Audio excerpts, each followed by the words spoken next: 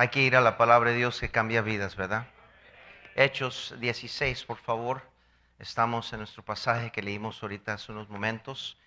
Nos cuenta una preciosa historia de un hombre carcelero que se encontró con un hombre de Dios que estaba siendo perseguido y atacado por su fe. Y él, simplemente haciendo su trabajo como seguridad, se encuentra en medio de una experiencia muy inusual y algo orquestado por el Señor mismo. Y viene un gran temblor y las paredes se caen en la cárcel. Y en vez de que todos los prisioneros corrieran, todos se quedan en su lugar. Y es algo que Dios hizo para poder nosotros hoy en día tener este testimonio de este hombre, que no solo fue salvo él, pero toda su familia fue salva. A veces Dios tiene que causar un temblor grande en nuestras vidas para agarrar nuestra atención. Imagínese la noche, sombras, cadenas, golpes, y sin embargo se levantan cantos y alabanzas. En medio de tanta oscuridad, en tanta negatividad, hay alguien cantándole a Dios. Aún en medio de las cadenas. De repente la tierra tiembla y las puertas de la prisión se abren. Pero sucede lo inesperado. Nadie se escapa. Se supone que era una oportunidad para que todos corrieran. Pero algo los detuvo. Quizás no solo el carcelero estaba hipnotizado, por decir, llamado la atención de estos dos prisioneros que estaban cantando, pero quizás los demás prisioneros también estaban atónitos, mirando algo que no podían entender. O un cristiano en medio de sus peores momentos de su vida, cantándole a Dios. Ese milagro no es para su liberación, sino para impactar al carcelero, quien al ver lo que sucedió estuvo a punto de quitarse su vida, hasta escuchar una pregunta que cambiaría su eternidad. ¿Qué debo hacer para ser salvo? ¿Qué debo hacer para ser salvo? Vean primero el poder del testimonio. Cantos en cadenas. Cantos en cadenas. Esta es clave para transmitir en medio de tanto sufrimiento una esperanza que traspasaba las circunstancias. El cántico es algo poderoso, es algo que solo puede venir de un corazón agradecido, un corazón recto ante los ojos de Dios.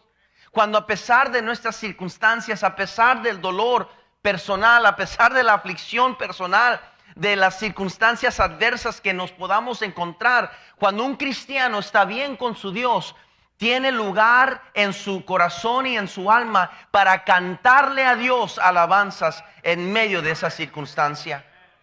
Oran y cantan versículos bíblicos, incluso encadenados. Su ejemplo impacta no solo a otros prisioneros, sino al propio carcelero.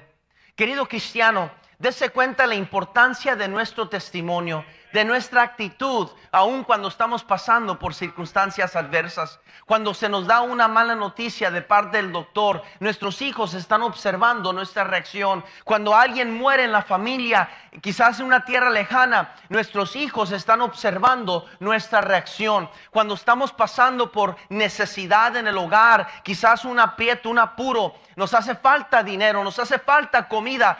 Los vecinos, la gente que nos conoce, están observando las reacciones del cristiano que dice vivir en esa casa. Dios usa el testimonio también, aparte de la predicación clara del evangelio, es como un canto, usa la melodía que es la verdad y usa la armonía que acompaña la verdad. Es lo que hicieron los hermanos aquí. Si hubiera sido una voz nada más, hubiera sido preparado bien para la congregación. La verdad en el canto es que la palabra de Dios cambia vida. Pero qué más hermoso se presentó la verdad en diferentes voces, acompañando al solista que iba cantando la primera voz. Se hace más melodioso, por eso tenemos tantos instrumentos, tantos pianos diferentes para acompañar la verdad que se está comunicando. ¿Están entendiendo? Nuestra vida, hermanos, o va a adornar la verdad de la palabra de Dios, o va a ser causa de manchar la verdad de la palabra, opacar la verdad. Yo temo que muchos de nosotros tenemos vecinos que nunca van a llegar a la iglesia y van a irse derechito al infierno por el pobre testimonio que tenemos como cristianos, que nos preocupamos por tantas otras, excepto aquellos que viven a nuestro lado. Mi hermano, es importante cuidar nuestro testimonio, no solo con otros, pero especialmente los de nuestra casa. Los de nuestra casa. Este hombre era carcelero, trabajando de noche, probablemente tomando un trabajo, una responsabilidad que obviamente correría riesgo.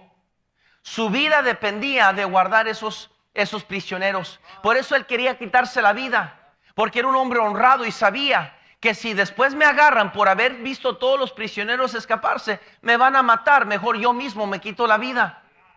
Pero este hombre, a pesar de su lugar en esta historia, que no era el cristiano, era un hombre honrado suficientemente para llegar a casa y que toda su familia fuera salva.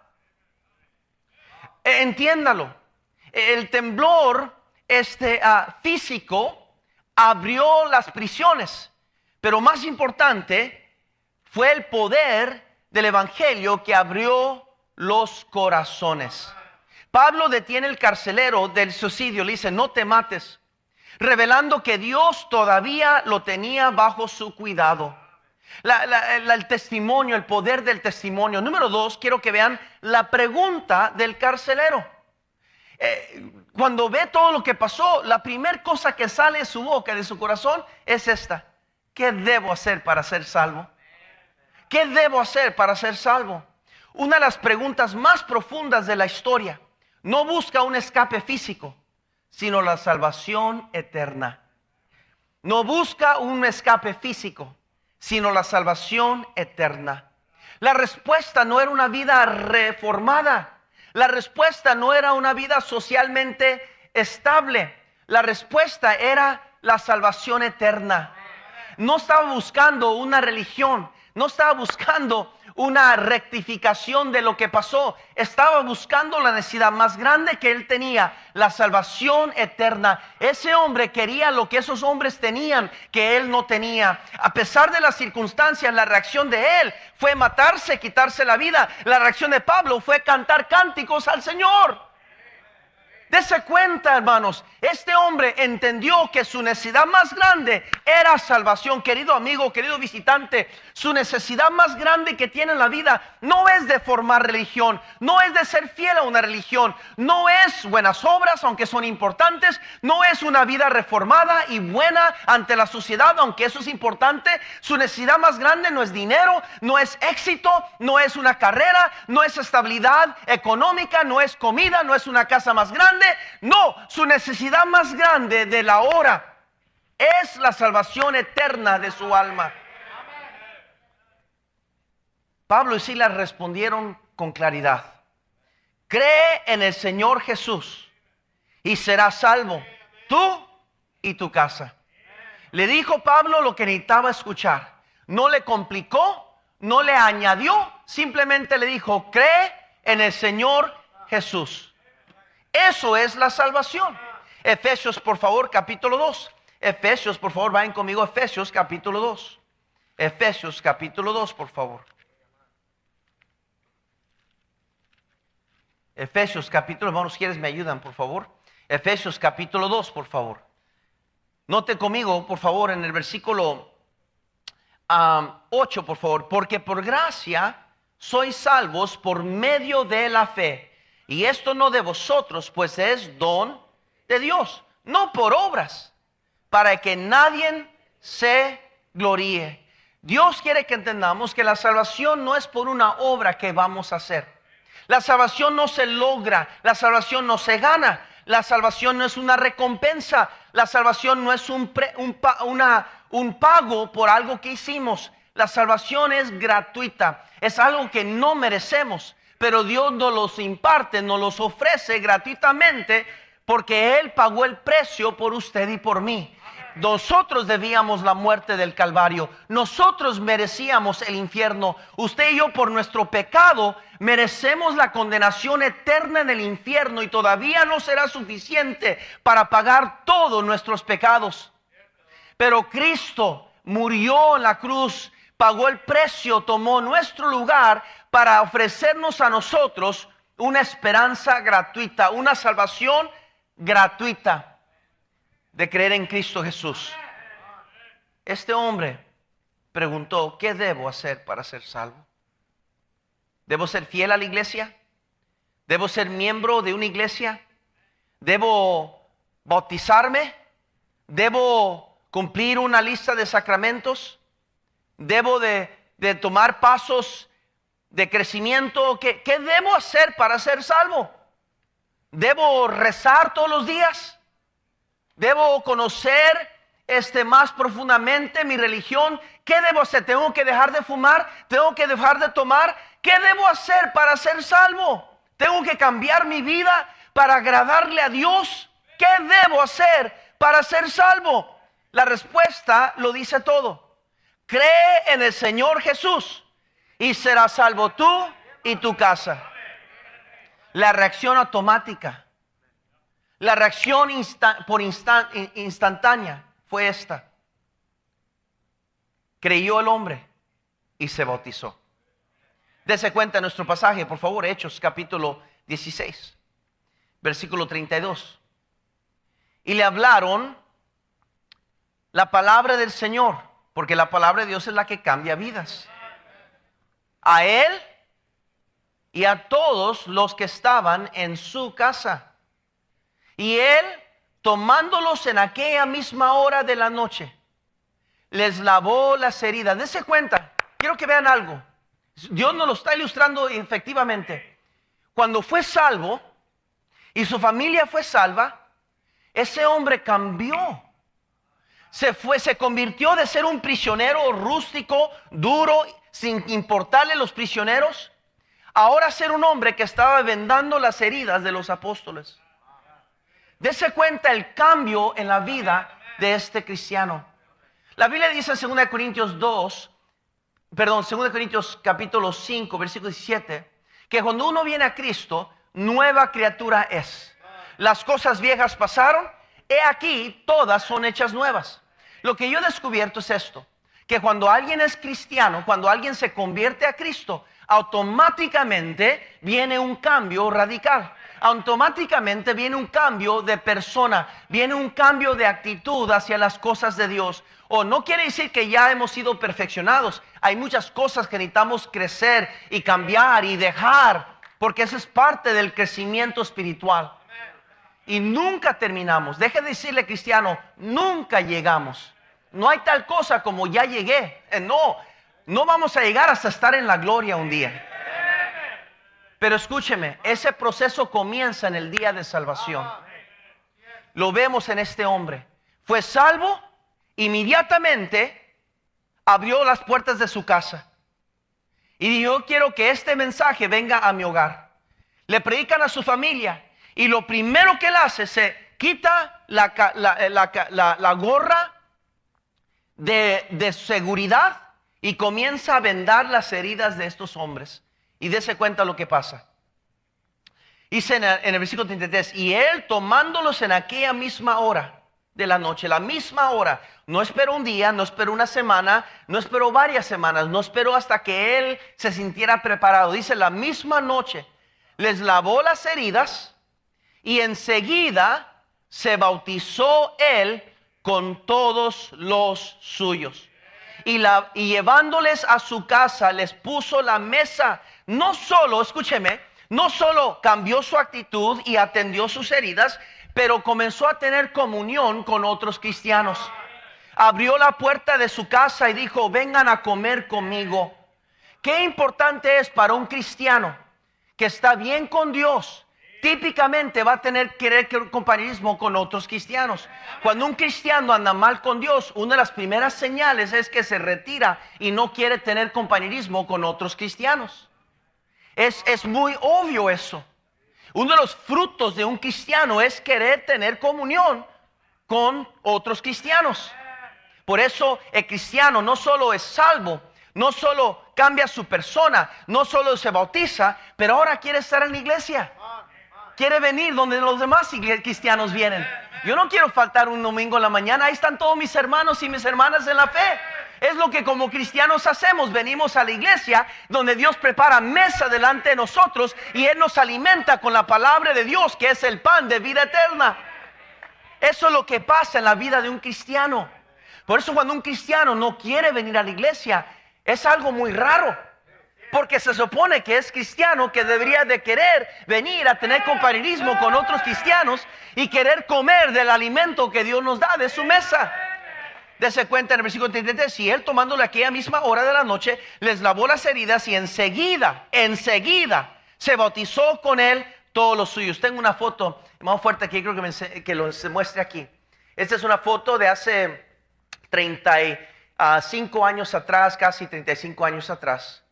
Ahí está el pastor Luis Parada, mi mamá a mi lado, y mi hermano y su esposa, el pastor Alfredo Gómez, ahí cuando era joven, mire el bigotazo que yo nunca pude tener.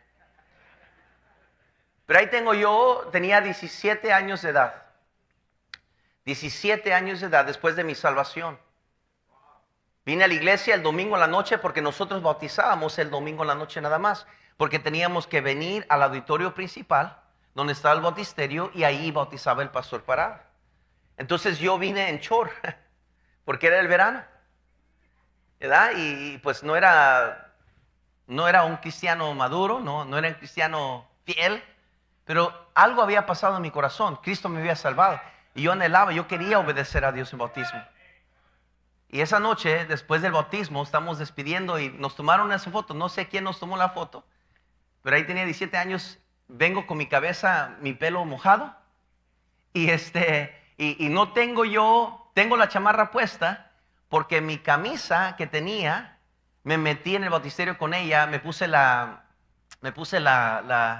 bata sobre encima de mi camisa de abajo, estaba todo mojada, entonces solo tenía la chamarra así, por eso no me la quité hasta llegar a la casa. Pero ahí estoy yo, recién 17, o sea, inmediatamente. Era un joven que no lo alcanza a ver aquí todavía, pero todavía tenía el hoyo muy fresco en mi oído de un arete que usaba. Todavía no había dejado todas las cosas del mundo allí. Todavía tenía malas costumbres, malas amistades. No muchos días antes de eso, no muchos días antes de ese día, andaba en fiestas que no tenía que andar. Pero Dios obró en mi corazón como un joven de 16 años de edad. Y a la edad de 17 años de edad, fui salvo en el 90. Y cumplí 16 años de edad. Y cuando cumplí 17 años en febrero, no muchos días después de eso, me bauticé. Yo creo, como la Biblia dice, que el primer paso importante en la vida de un cristiano es el bautizarse. Es declarar que yo ahora soy un seguidor de Cristo. Yo no soy lejos de ser ese joven. Ya no soy ese joven. Parte físicamente ya tengo 51 años de edad. Pero escúcheme, espiritualmente no soy ese hombre. Dios me ha encaminado hasta donde estoy hoy. Y yo creo, porque aprendí el primer paso, obediencia. Aquí hay personas que todavía no son bautizadas. Dicen ser creyentes en Cristo, pero les da vergüenza identificarse con Cristo. Dicen ser creyentes en Cristo, pero la piensan para ser seguidor de Cristo. Dicen ser creyentes en Cristo, pero quieren ellos reformar su vida primero. Y cuando ya estén bien, dicen ellos, entonces me voy a bautizar. La Biblia le contradice a usted. Y usted le contradice a la Biblia. Porque la Biblia solamente enseña que cuando alguien es salvo, inmediatamente se bautiza. Es lo que le enseña la Biblia. Desen cuenta en Hechos capítulo 2, por favor. Hechos capítulo 2, por favor. Libro de Hechos capítulo 2, versículo 41. Hechos 42, por favor, versículo 41. Dice la Biblia: Así que los que recibieron su palabra fueron bautizados. Y se añadieron aquel día como 3,000 personas. Y perseverando en la doctrina de los apóstoles, en la comunión con otros, unos con otros, en el partimiento del pan y en las oraciones. Eso rectifica lo que vengo diciendo. Después de la conversión, alguien desea el compañerismo de otros cristianos. Alguien desea romper pan con otros cristianos. Y perseveraban en la doctrina de los apóstoles, en la comunión unos con otros, en el partimiento del pan y en las oraciones. Note que la palabra perseverar viene después del bautismo. Se den cuenta que la palabra perseverar viene después del bautismo. Eso quiere decir esto, que mucho depende, su perseveración, su fidelidad a Cristo depende de su obediencia al bautismo. Por eso muchos que no se bautizan siempre están tambaleando, inconstantes, luchan con las cosas de Dios. A veces están y por un tiempo después dejan las cosas, se desaniman, abandonan su interés de estar en la iglesia y los vemos desaparecer por varios meses. De repente regresan otra vez y sí quieren, y siempre su vida cristiana es inconstante. Siempre están luchando pero no logran cambiar, pero saben que creen en Cristo, pero hay algo que les aflige, algo que les estorba, y yo creo que es el paso de obediencia importantísimo del bautismo. Estas personas el mismo día que recibieron el mensaje se bautizaron. Desen cuenta en Hechos 8, por favor. Hechos 8, por favor. Hechos capítulo 8, versículo 34. Dice la Biblia, Hechos capítulo 8, versículo 34. Respondiendo el eunuco, dijo a Felipe: te ruego que me digas, ¿de quién dice el profeta esto? ¿De sí mismo o de algún otro? Entonces Felipe, abriendo su boca y comenzando desde la escritura, le anunció el evangelio de Jesús. Y yendo por el camino llegaron a cierta agua. Y dijo el eunuco: aquí hay agua que impide que yo sea bautizado. Felipe le dijo: si vas a la escuela dominical por 6 meses. Ay, no dice eso. Si dejas de fumar cigarro. Ay, no dice eso. Si arreglas tu vida matrimonial. Ay, no dice eso. Si crees de todo corazón, bien puedes. Y respondiendo dijo: creo que Jesucristo es el Hijo de Dios. Y dice, y mandó parar el carro. Dese cuenta la palabra mandar. ¿Por qué dice la palabra mandar? Porque estaban a punto de obedecer un mandamiento de Dios. Mandó, exigió. Este es un mandato de Dios. Para el carro. Con toda autoridad. Con toda autoridad espiritual mandó parar el carro, porque era necesario que un cristiano obedeciera a Dios en el bautismo. Dice, dése cuenta en el versículo 38, y mandó parar el carro y descendieron ambos al agua. Dice, descendieron ambos al agua. Y Felipe el eunuco le bautizó. Dice, y cuando subieron del agua, hermano, escúcheme, es importante el bautismo correcto. El bautismo bíblico y correcto es por sumersión. Se metieron al agua, salieron del agua, no le esparcieron agüita en la cabeza. No nomás le dijeron: te bautizo en el nombre de Cristo y en nombre, mira, te quiero dar un bautismo ahí. No, lo metieron en agua y salieron del agua. Si usted es bautizado con aspersión, no le cuenta. ¿Sabe? Mi mamá me estaba avisando el otro día. Estaba en Tijuana apenas unos días y pasó por la iglesia, la primera iglesia bautista de Tijuana, que todavía está ahí. Es de la convención, pero es bautista. Ella fue salva en esa iglesia en el año 72. En el año 74, cuando yo nací, me dijo ella que ella me presentó al Señor en esa iglesia. Dice, de todos tus hermanos, tu papá insistió que tu hermano fuera bautizado en la iglesia católica, que tus 2 hermanas fueran bautizadas en la iglesia, pero a ti, dice, no se me interpuso, no me peleó, me dejó presentarte al Señor. Y de todos mis, y por eso mis hermanos están todos cuatrapeados y yo no se cree, estoy jugando. Pero mi mamá me presentó al Señor. Tuvo que hacerlo ella sola. En la iglesia, la primera iglesia bautista de Tijuana. Conmigo en sus brazos. Un pastor, el pastor de esa iglesia me tomó en sus brazos. No sé quién es, no sé quién fue, pero me presentó al Señor. A mí no me bautizaron de bebé. Yo fui bautizado a la edad de 17 años de edad cuando usted vio esa foto. Por decisión personal. por ser creyente en Cristo. ¿Por qué? Porque como bebé no sabemos nada. No sabemos qué ni cómo y somos bebés. ¿De qué sirve yo meterme o que me mojen la cabeza? ¿De qué sirve un acto religioso si yo no sé lo que está pasando? Es hasta que uno recibe conciencia de entre el bien y el mal que decide ser creyente en Cristo o rechazar a Cristo. Y entonces obedecer a Dios en el bautismo. El bautismo no viene antes de la salvación. Nunca la Biblia enseña que una persona era bautizada primero y luego salva. Siempre es primero salvación, primero y luego el bautismo. Y luego Mateo 28, por favor, Mateo 28, por favor, vayan corriendo ahí, Mateo 28. Mateo capítulo 28, versículo 19, nos dice la Biblia cómo debemos bautizarse. Dice, por tanto, id y haced discípulos a todas las naciones, bautizándoles, ese es Cristo, en el nombre del Padre y del Hijo y del Espíritu Santo. Mire, qué importante es cómo lo bautizaron. Aquí habrá personas que lo bautizaron en una iglesia, ¿saber de qué tipo? Adventistas. ¿Verdad? Una iglesia carismática que enseñan que la salvación se puede perder. Que enseñan otras doctrinas falsas. Y usted fue bautizado, fue genuino, fue sincero. Yo me bauticé sinceramente, pero no le bautizaron de acuerdo a la Escritura. Lo que Cristo estipuló como un bautizo bíblico. Yo no sé usted, pero la pregunta es, ¿está escrituralmente bautizado? ¿Conforme a lo que Dios dice? Porque la Biblia nos advierte de otros evangelios. Y nos dice, tengan cuidado de otros evangelios. Porque ancho, espacioso es el camino que lleva a la perdición. Y muchos son los que van por ahí. Pero angosto el camino que lleva a la verdad. Y es singular la verdad. Cristo dijo, yo soy el camino y la verdad y la vida. Y nadie viene al Padre sino por mí.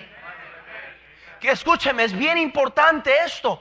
Por motivo de conciencia, si usted es salvo y ha sido bautizado erróneamente, una iglesia falsa, una iglesia que no tiene la doctrina sana de la palabra de Dios, yo le impido en el nombre de, como pastor y toda autoridad escritural, usted debería de bautizarse en una iglesia bautista que cree en la palabra de Dios escrituralmente. No le estoy diciendo que no vale su sinceridad. No estoy cuestionando su sinceridad y su intención sincera a Dios. Yo creo que usted fue sincero, pero usted podía estar sinceramente equivocado. No que se pierde la salvación. La salvación no se pierde. Aún si fue bautizado incorrectamente, no pierde usted la salvación. No lo pierde. Pero escúcheme, hay algo que decir de un cristiano que es bíblico y un cristiano que no es bíblico. Hay un personaje, por tiempo no vamos a ir a él, pero hay un personaje que se llama Apolos en la Biblia. Un hombre conocedor de la Biblia, celoso, era tremendo predicador de la Biblia. Y Pablo se topó con él, con una parejita que le acompañaban. Y Priscila, Aquila. Y ellos habían sido discipulados por Pablo de la manera correcta bíblicamente. Y cuando se toparon con Apolos, que solo tenía el bautismo de Juan, tenía celo, pasión, pero estaba bautizado erróneamente. Priscila y Aquila agarraron las escrituras y le enseñaron más correctamente la Biblia. Y Dios usó aún más a Apolos en lo que era el evangelio y la iglesia, porque escrituralmente se puso bien doctrinalmente. ¿Qué debo hacer para ser salvo? La reacción fue inmediata. Fue salvo, creyó en Cristo e inmediatamente se bautizó. Escúcheme, hay un poder redentor del evangelio. Cristo puede liberar cadenas simbólicas e internas. Rompe cualquier cadena que hay en la vida de una persona. Cualquier miedo que tiene, cualquier inseguridad, Cristo la suple, Cristo responde, Cristo cambia, Cristo sana, Cristo puede hacer todo lo que este mundo no puede hacer. Este hombre temía por su vida. porque la cárcel se rompió, porque su vida arriesgaba, porque sus prisioneros iban a correr. Pero cuando vio que todos los prisioneros se quedaron, yo creo que fue el Espíritu Santo que los mantuvo allí. Este hombre dijo: ¿qué debo hacer para ser salvo? No puedo argumentar, no puedo discutir ya. Mira todo lo que Dios está haciendo, mira todo lo que estoy mirando. No puedo mentirme a mí mismo ya. No puedo engañarme a mí mismo. Esta tiene que ser la verdad. Estos hombres estaban cantando cuando yo tengo miedo, querer quitarme la vida. Estos hombres están cantando, ellos amenazados por vida, lo iban a matar a Pablo y Silas, pero se encontraban cantándole a Dios alabanzas, porque no les interesaba ni les preocupaba una muerte física. Ellos tenían la redención, sabían que iban a ir al cielo cuando murieran. No puedes amenazar a un cristiano con la muerte. Eso es vida eterna, dice la palabra de Dios. Dijo Pablo: muerte, ¿dónde está tu aguijón? ¿Dónde está la amenaza de la muerte? Un creyente no teme la muerte. Querido, escúchame, cristiano, deje de darle algo bien rapidito. Cuando uno de tus seres queridos es su tiempo que llega de ir al cielo, regocíjese. Es una celebración. Es motivo por gozo. Yo sé que duele partir con seres. No estoy diciendo que no nos va a doler, pero doctrinalmente, bíblicamente, regocíjese, porque ahora ese ser querido va a estar verdaderamente en un mejor lugar. Va a estar ante la presencia de Dios por toda la eternidad, y va a estar más vivo que lo que está hoy. Y pronto, con una cerrar y abrir de ojos, vamos a estar todos juntos en la gloria, porque eso es lo que la Biblia enseña. No hay tiempo en el cielo, entiéndalo. No hay relojes en el cielo, no hay calendarios en el cielo. Todo es ya en el cielo. Desde el momento que alguien fallece y cierra los ojos y abre los ojos, ya pasó el tiempo, ya pasó todo. Abre los ojos mientras duerme, mientras cierra los ojos, está en el seno de Cristo, está en el trono, bajo el trono, el cuidado de Cristo, aquel que Él ganó con su propia sangre. Esa redención cuando descendió al Hades a rescatar las almas, según Isaías 61, y libertó a los cautivos y sanó a los enfermos y los llevó a su lugar, el aposento de Cristo. Ahí están. Pero para ellos es nada más un cerrar y abrir de ojos. Y según entiendo la Biblia, que para cada uno de nosotros, digamos que el hermano Jubal, no le quiero desear su muerte, hermano, pero mire, el hermano va a decir que muere, ¿ok? Él es llevado al aposento, a aquel lugar, al tabernáculo con Cristo, al lugar de espera, de descanso. Uno sigue la vida. Él tiene los ojos cerrados. Él está descansando. Para él, apenas cerró los ojos, le dijo adiós a su familia. Tiene los ojos cerrados. Mi vida continúa. Sigo caminando, sigo creciendo, lidiando con problemas. Me recuerdo del hermano Jubal, que lo enterramos allá. Pero él está allá, porque su cuerpo es nada más el tabernáculo, pero el hermano Jubal es su alma. Él está allá con el Señor. Y yo a veces regreso a su tumba, el hermano Jubal. Ay, hermano Jubal, cómo lo extraño. Pero voy a regresar la próxima Navidad para saludarte a la tumba. Y sigo yo caminando. Ay, hermano Jubal, ¿se recuerdan del hermano Jubal? Ay, hermano Jubal. Yo sigo caminando según yo lo dejé atrás, sin darme cuenta que yo llego aquí a morir también. Yo no sé cuánto tiempo de aquí a allá, cuántos más, quién más va a morir, yo no sé. Pero cuando yo cierro mis ojos y pasa todo el tiempo que Dios quería que pasara en esta tierra, para mí, yo cierro los ojos, y cuando abro mis ojos, ya estamos ahí. ¡Hey! Yo pensé que habías muerto hace tiempo atrás y ya estamos aquí. Eso es lo que muchos no entendemos. Es lo que muchos no entendemos, lo que es lo eterno. Por eso usted cuestiona la doctrina de salvación, cuestiona este asunto de ser salvo. ¿Quién puede saber? Nadie lo sabe, dice. Pero la Biblia dice: el que tiene al Hijo tiene la vida. Tiene la vida. Escúcheme, hoy usted puede pasar de muerte a vida. Hoy puede tener la garantía de su salvación. Hoy usted puede obedecer a Dios en el bautismo. Hoy puede hacerlo porque Dios dice, donde se predica la palabra de Dios, el evangelio de Cristo, la gente era salva, inmediatamente se bautizaban. El bautismo es un retrato. Como este anillo es. Hace 30 años me casé con mi esposa. Me puso un anillo ante el altar, ante los demás y nuestro pastor. Y cuando me puso ese anillo, de ese momento me identificaba yo como un hombre casado. Si yo me quito el anillo, no dejo de ser casado. Es una identificación. El bautismo no me hace más salvo, no me hace menos salvo. El bautismo me identifica con Cristo Jesús. Cristo se bautizó. No tenía que él era Dios, pero lo hizo para cumplir toda justicia ante Dios, para obedecer la palabra de Dios. Escúcheme, si Cristo siendo Dios se bautizó, no teniendo que bautizarse, ¿usted qué excusa tiene? No, pues es que, pastor, mi vida, es que los problemas que tengo, es que no sé, es que no estoy preparado. Usted está contradiciendo todo lo que la Biblia dice, porque Dios nunca le dice que debes de prepararte. Dios nunca pone ese yugo sobre usted como una religión pone. Dios no pone yugos, Dios libera de los yugos. Dios dice, tú nomás obedéceme.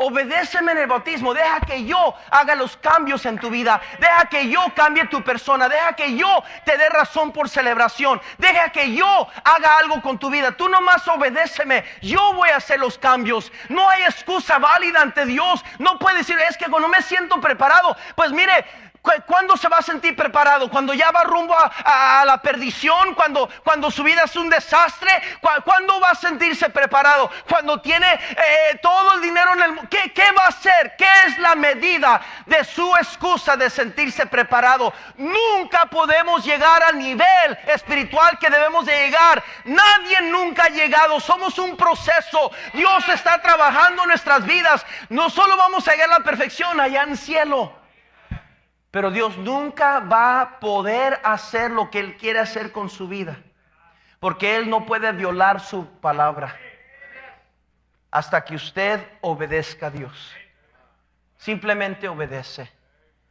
Simplemente obedece. Es sencillo. O va a ser un cristiano obediente o un cristiano desobediente. Cristo dijo, si me amáis, guardad mis mandamientos. Es un mandamiento de Dios que cada cristiano se bautice. No es opción. Y usted nunca va a poder estar bien con Dios hasta que usted no obedezca a Dios en el bautismo.